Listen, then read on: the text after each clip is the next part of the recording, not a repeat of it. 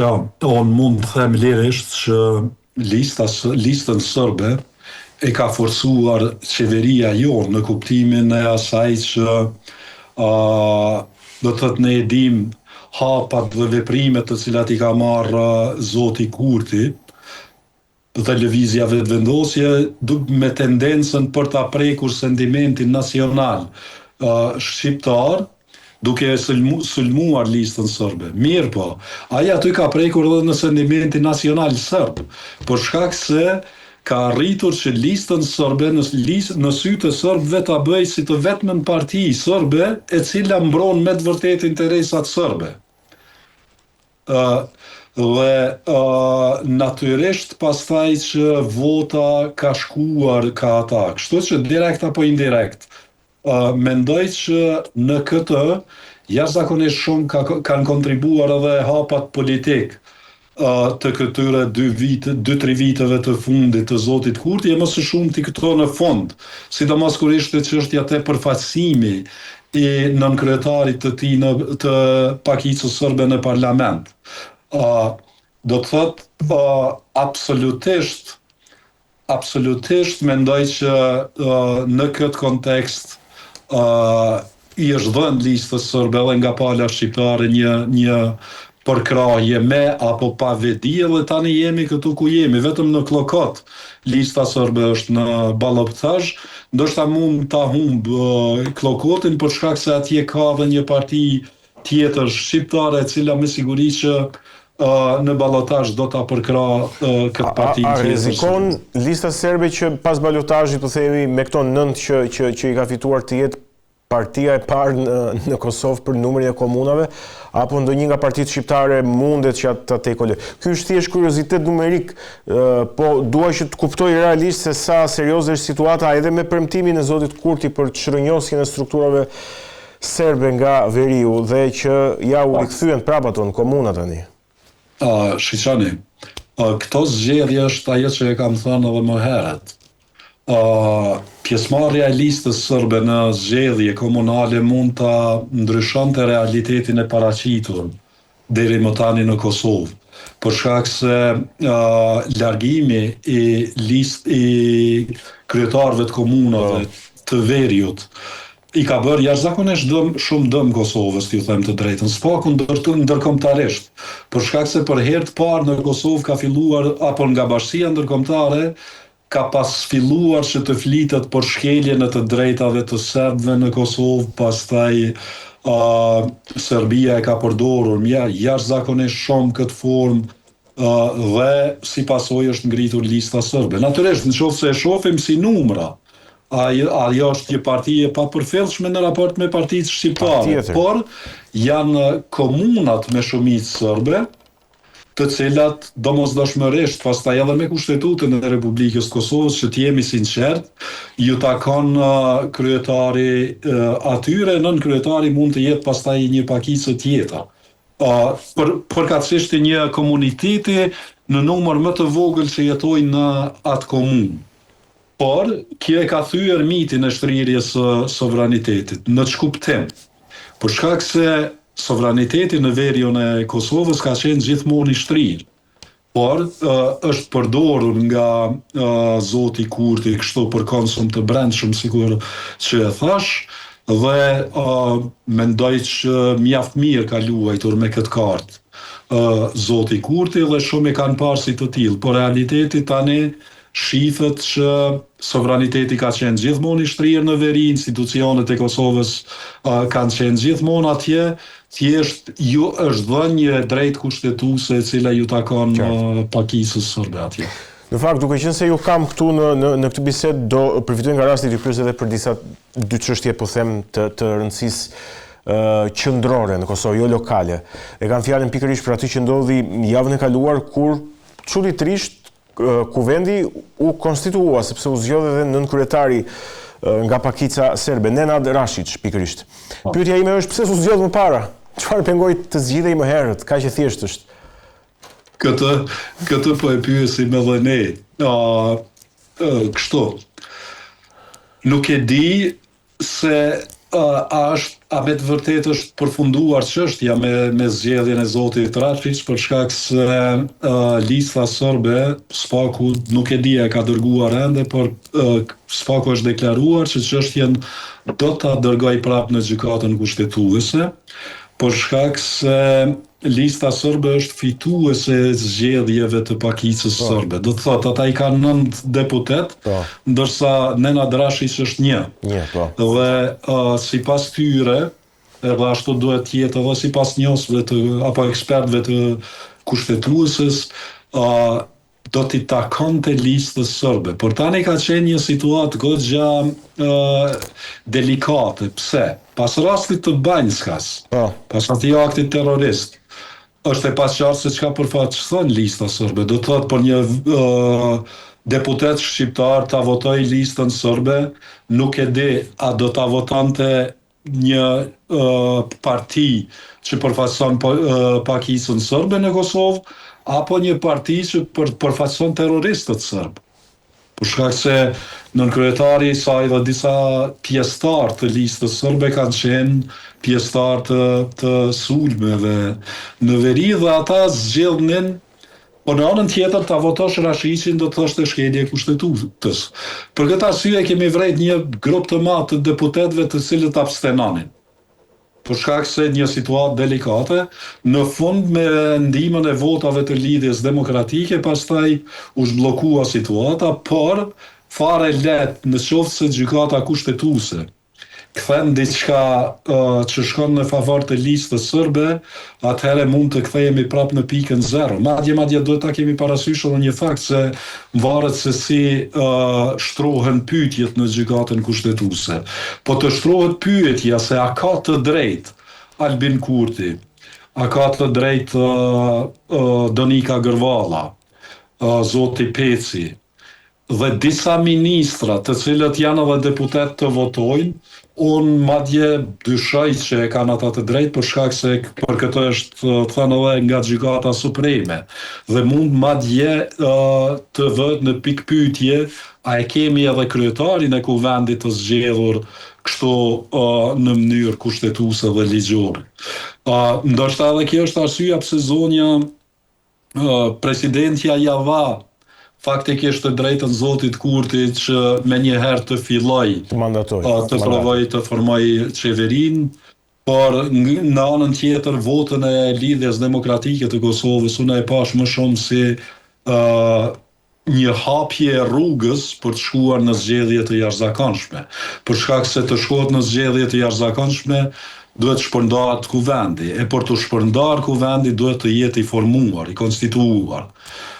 Kështu që tani janë plotësuar më shumë kriteret sipas meje të shkohet në zgjedhje të jashtëzakonshme. Në fakt ndoshta do të ishte zgjedhja e duhur, sepse gjatë këtyre muajve unë kam përshtypjen që janë te kaluar aq shumë vijat kushtetutës, pra veprimet që kanë ndodhur, nuk po them janë antikushtetuese, po janë përtej kushtetutës dhe vështirësisht të analizueshme, sepse kushtetuta thjesht nuk shkruan gjë për të gjitha këto që kanë ndodhur, saqë edhe komentatorët edhe analistët që shpesh i pyes gjenden në këtë pozitë që vërtet është e vështirë të parashikosh nga pikpamja kushtetuese.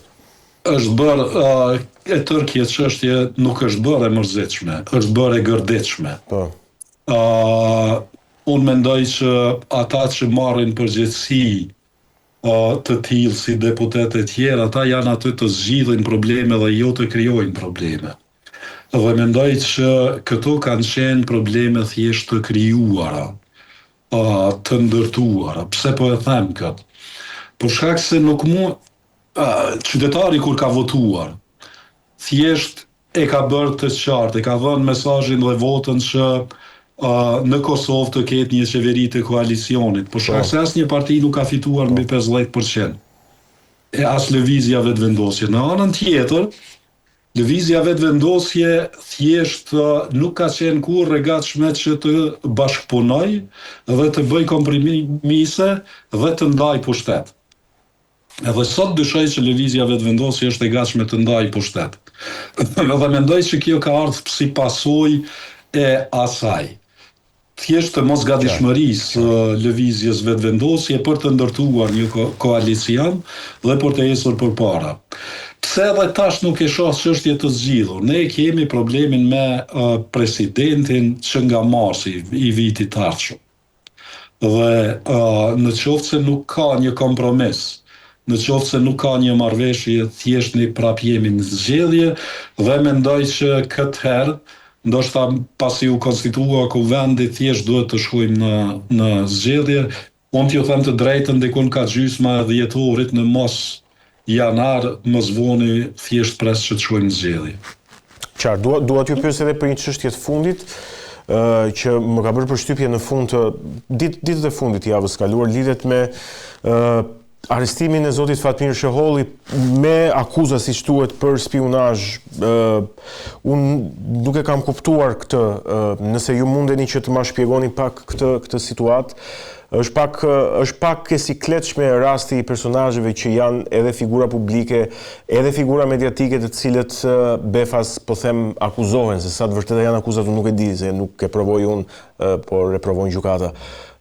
Sidomos kur kjo ndodh në prag të zgjedhjeve, sidomos kur zoti Kurti sot dhe gjatë këtyre ditëve ka bërë thirrje për ndërhyrje të organeve ligjzbatuese dhe drejtësisë kundër ndërhyrjeve të Serbisë në disa pjesë të procesit zgjedhor. Po çfarë ndodhi me zotin Sheholli? Si e shpjegoni ju shkurtimisht? Gjani, e para, zoti Sheholli është diçka që e ka deklaruar dhe publikisht, ka qenë pjesë e shërbimit sekret serb në vitet e 90-ta, do të thotë në kohën kur Kosova ka qenë faktikisht në fazën më të keqe. Kur ka dalë nga shërbimi sekret serb, ai ka punuar për një televizion serb. Pas luftës, bazuar në ato që i ka thënë ai, ka bashkëpunuar edhe me shërbimin sekret të Kosovës. Tash nuk dua të hyj për shkak se unë nuk e di, ju them të drejtën, e dim botërisht që ai ka pasur ato kontaktet e veta edhe me figura të ndryshme edhe në Serbi, por edhe në Kosovë, por tani, ju them të drejtën, unë po pres se çka po thot gjykata. Për mua çudia ka qenë se pse mu në kohë zgjedhjesh, për shkak se po të kishte qenë diçka që e rëndësishme, pse nuk është arrestuar më herët, po e zëm para 6 muajsh, për shkak se ai nuk është i sotshëm. Pikërisht. Ata shumë morë vesh kjo gjë, domethënë? Po, kjo natyrisht që ka mundë dhe të ndikoj në zgjedhje. Tjetra që është, me gjitha dua të them, ka të ngjarë që zoti Sheholli ka ditur shumë. Ndoshta ka ditur edhe diçka që s'bën të dihet e tjera, po këto janë spekulime. E kuptoj. Për shkak se kështu që ta presim se çfarë po del në fund. Qartë. Mirë, zoti Cama, ishte shumë kënaqësi që biseduam bashkë edhe që ndat opinionet këtu në studio. Kënaqësia ime, faleminderit. Ishim me diplomatin dhe analistin Blerim Cama, i folëm për zhvillimet politike në Kosovë, nga zgjedhjet deri tek përpjekjet e vazhdueshme për të përfunduar konstituimin e kuvendit dhe ndikimet mbi politikën e Kosovës. Do të kemi një shkëputje të shkurtër dhe rikthehemi menjëherë në pjesën e tretë.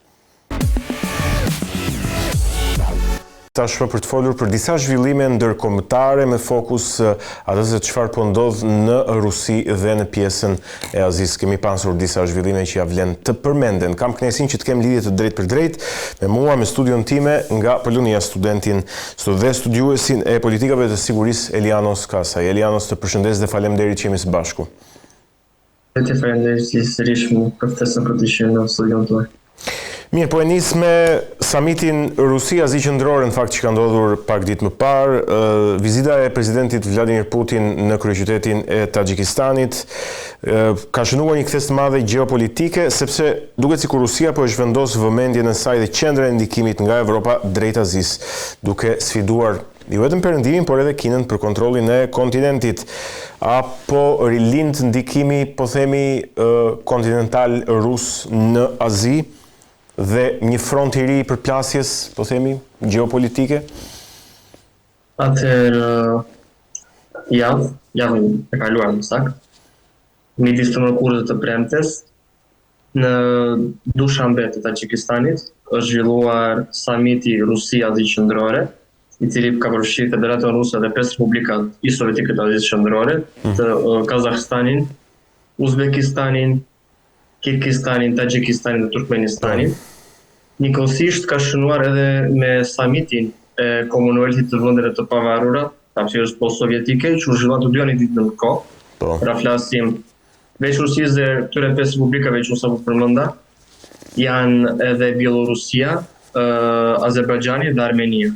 Pra ka qenë një simpozium i madh, le të themi, një konsil i madh i shumicës së republikave i sovjetike. Kjo ka qenë jo thjesht një summit që koincidoi në dy evente të mëdha, që ishte Commonwealthi dhe Rusia-Azia Qendrore. Po ka qenë edhe një ekspansion i madh, aktualisht i diplomacisë ndë qeverisë ruse drejt Azisë, me fokus në Azinë Qendrore dhe lindjen e largme, dhe Afganistanit. Në të njëjtën kohë, samiti ka provuar atë që Rusia nuk është tërhequr nga ky rajon, ka provuar që Rusia është prezente në mënyrë të fortë dhe nuk ka ndërmend të tërhiqet prapa, pasi ky rajon jetë edhe ndryshe si kopshti i Rusisë ose vija mbrojtëse e Rusisë, kundrejt kërcënimeve që vijnë nga Kina, ndoshta jo shalat i saj, nga Afganistani, që është një territor i paqëndrueshëm, dhe nga Islami radikal që suportohet nga grupe të ndryshme në Iran, Pakistan e të tjerë. Pra është një lloj barriere për Rusinë, nuk është thjesht një rajon strategjik, ekonomik ose historik, kultural e të tjerë.